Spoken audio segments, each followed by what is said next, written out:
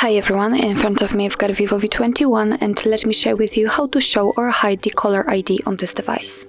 So first of all, let's enter the dialer and now let's tap on the three dots icon in the right upper corner.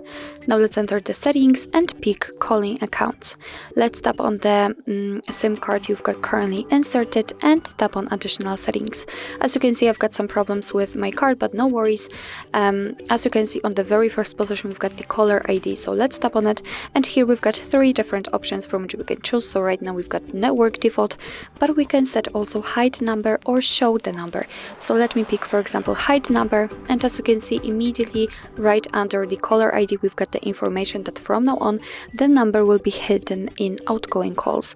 Of course, we can pick show number, and right now in this case the number will be displayed in outgoing calls. Of course, we can go back to the network default also. So actually this is it. This is how to show or hide the caller ID in your VIVO V21.